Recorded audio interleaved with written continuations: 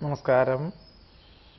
പൂരം നക്ഷത്രത്തിൽ ജനിച്ചവർക്ക് ചിന്താമണ്ഡലത്തിൽ പല ആശയങ്ങൾ ഉദിക്കുമെങ്കിലും അഹോരാത്രം പ്രവർത്തിച്ചാലും അറിവുള്ള കാര്യങ്ങളാണെങ്കിലും അവലംബിച്ചാൽ കൂടിയും യാതൊരു വിധത്തിലും അനുഭവഫലമുണ്ടാവുകയില്ല എന്ന് മാത്രമല്ല, പലപ്പോഴും നല്ല ആശയങ്ങളും നല്ല കാര്യങ്ങളും മറ്റുള്ളവർക്ക് പകർന്നു കൊടുക്കുമെങ്കിലും ഒരു പക്ഷേ വിപരീതമായി തീരുവാനും സാധ്യതയുണ്ട്.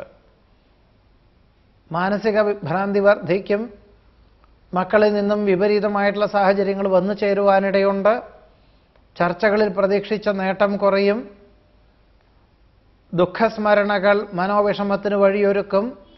പലപ്പോഴും സ്വപ്നത്തിൽ കാണുവാനിടയായ കാര്യങ്ങൾ വിഭ്രാന്തിക്ക് വഴിയൊരുക്കുവാനിടയുണ്ട്.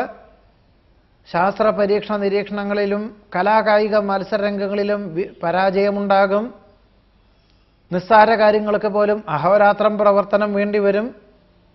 മേലധികാരി മറ്റു ഉദ്യോഗം ലഭിച്ചു പോയതിനാൽ മേലധികാരികളുടെയും കീഴ് ജീവനക്കാരുടെയും ജോലി ചെയ്യേണ്ടതായ സാഹചര്യം ഉണ്ടായിത്തീരും.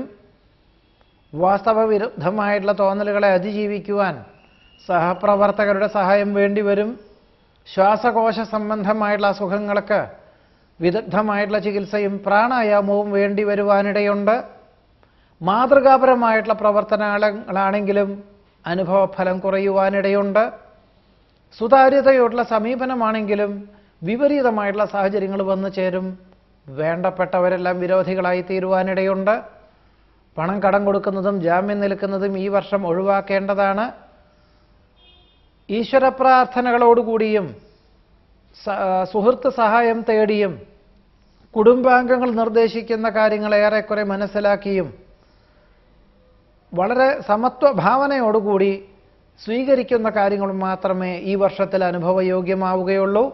അതുകൊണ്ട് എല്ലാ പ്രകാരത്തിലും ആത്മനിയന്ത്രണത്തോടുകൂടി ഈശ്വര പ്രാർത്ഥനകളോടുകൂടി നീങ്ങേണ്ടതാണ്. മുൻകോപം നിയന്ത്രിക്കണം. ഏതൊരു കാര്യത്തിലും ആത്മനിയന്ത്രണം നിർബന്ധമായും വേണ്ടതാണ്. പൂരം നക്ഷത്രക്കാരുടെ 2015 ആണ്ടിലെ ഫലങ്ങളാണ് പറഞ്ഞത്. നമസ്കാരം.